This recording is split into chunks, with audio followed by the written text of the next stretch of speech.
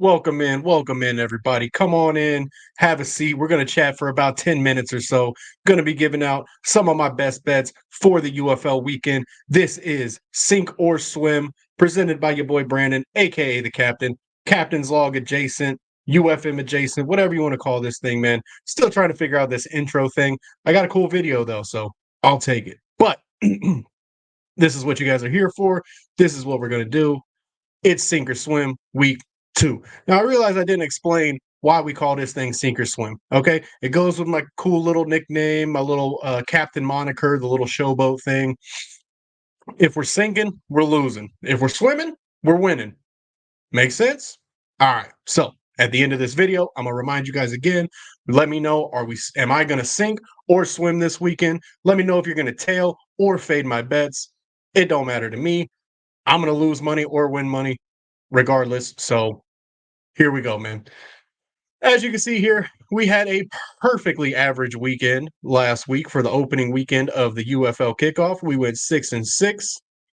A couple parlay killers out there. I know just about everybody and their mama had the Michigan Panthers losing to the St. Louis Battlehawks. I know that one definitely broke some parlays there. I know it broke mine for sure. The one that I gave out last week. So we're 0-1 on the parlay, but I got another one cooking at the end of this episode for you guys that I think this is the one. All right, we got week 1 out of the way. Couple of surprises: the Battlehawks losing and the Defenders losing. I think a lot of people were very high on DC.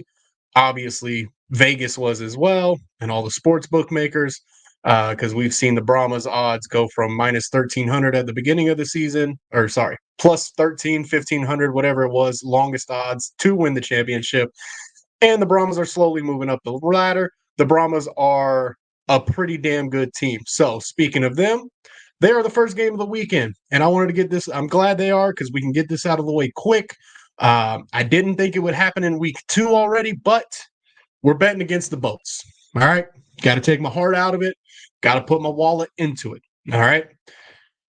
Going Brahmas on this one. I'm sorry, Memphis. I'm sorry. Bill, if you're watching, I'm sorry, brother. I'm sorry. Yacht Club, if you're watching, just go ahead and skip ahead about 2 minutes. All right. We'll get through this. Lines, all these odds and lines are from DraftKings. San Antonio -2. Give me the over 40, and then give me the San Antonio money line. Brahmas really took it to the Defenders last week. Now, we're still trying to figure out what the Defenders are without Abram Smith.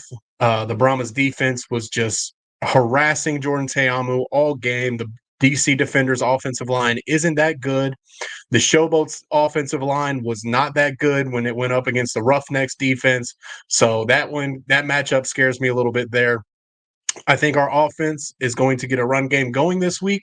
So we should have a little bit of a back and forth, a nice little shootout for a couple quarters here and there. Maybe some back-to-back touchdowns. Each team answers. So I think that's how we get to our 40. But I think ultimately the Brahmas win this one. Their offense is just a little more fast-paced, a little more quick, which could hurt them. The Showboats, they took their time going down the field. Their time of possession was like 40 minutes. They could play just keep away from this Brahmas offense, which is probably what they're going to have to do if they want to win. But I got the Brahmas -2, over 40 points. Our first game to hit the over, maybe, because every other game in week 1 all went under. So over 40 points, we'll see a nice offensive battle here. San Antonio will ultimately pull this one out. Moving on to the next game of the weekend, we got the Arlington Renegades going to the Dome to play the St. Louis Battlehawks.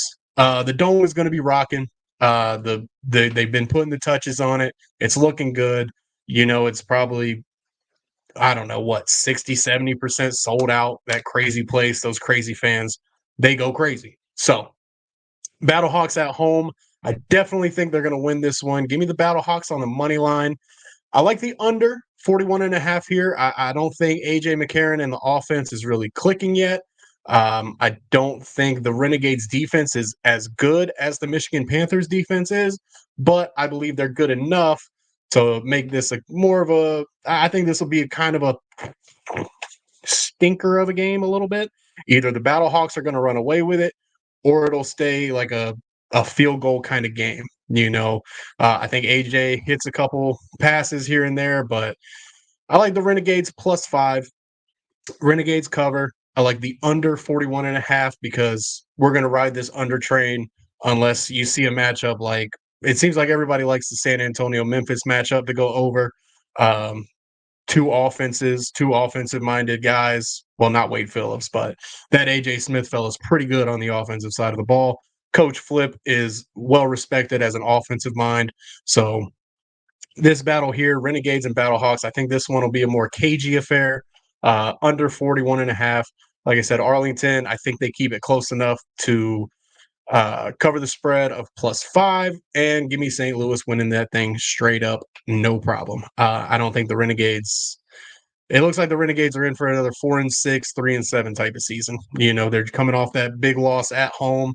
Now they have to go on the road for the first time this year. I think it'll be a bit of a haul up there to St. Louis. So give me the Battlehawks, easy peasy on that one. Birmingham Stallions at the Michigan Panthers. Birmingham going up to Detroit, playing in Ford Field. Michigan did their thing last week. All right, they did their thing. They put on a show for the USFL. They got us to 2-0 in the conference, rivalry, whatever you want to call it. But they're facing an old familiar foe in the Birmingham Stallions. Mike Nolan and Coach Holtz have played each other before last year, so I think there's a good bit of familiarity there, even though the teams are obviously much different with much different players. But I think both coaches kind of know each other.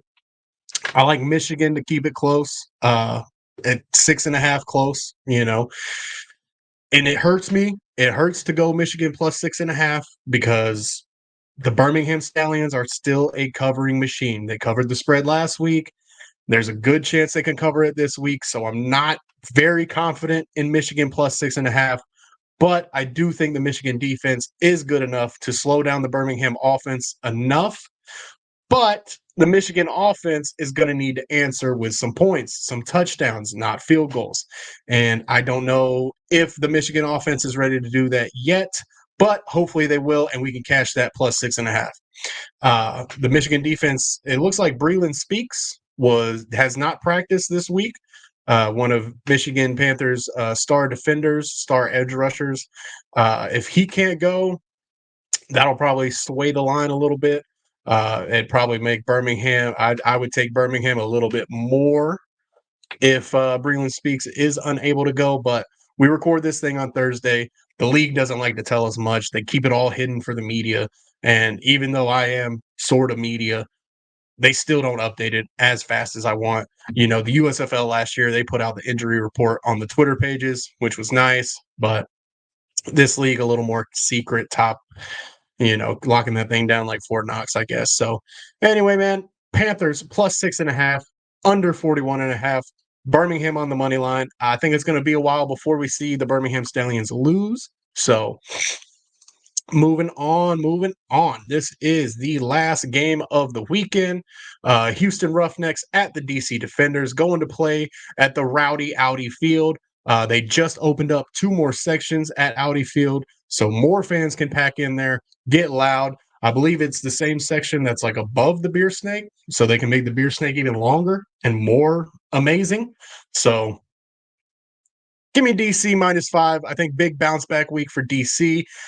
Even though their offensive line is probably going to get manhandled by the Roughnecks defense, I think DC will find a way to put up some points. I should say DC is going to put up more points than the Roughnecks, obviously, because that's my pick, obviously. That's how you win a game. But I just think DC's offense, I have more trust in their offense than I do the Houston Roughnecks offense. I have a little more trust in the Roughnecks defense than the Defenders defense, but I think DC wins this one. They're in front of their home fans.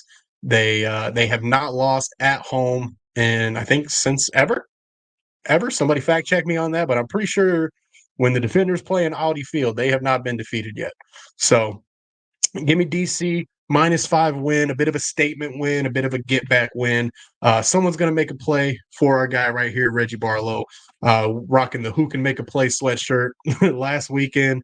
and there weren't many plays to be had. That was a very good question, Reggie, because nobody really made a play besides what was it, Malik? Oh man, I'm gonna mess this up. Malik Fisher, uh, DC Defenders Player of the Week from our guy Webb and Alex. Great defensive player, defender. One of those. He's a great defender because he's on the DC Defenders. So anyway, man, DC Defenders -5, under 41. I don't think we're going to see a lot of scoring in this game at all. DC on the money line, easy peasy. Call it a wrap. These are the picks for the week. Let me know in the comments below. And is your boy going to sink or swim this week? Like I said, we went perfectly average last week, 6-6. Let me give you guys the parlay we got for this week cooking. So, San Antonio Brahmas -1.5, Birmingham on the money line, DC Defenders on the money line. That pays out plus 269 on the sports book that I'm using. It is not DraftKings because DraftKings is not legal here, but that's the bet that I got locked in.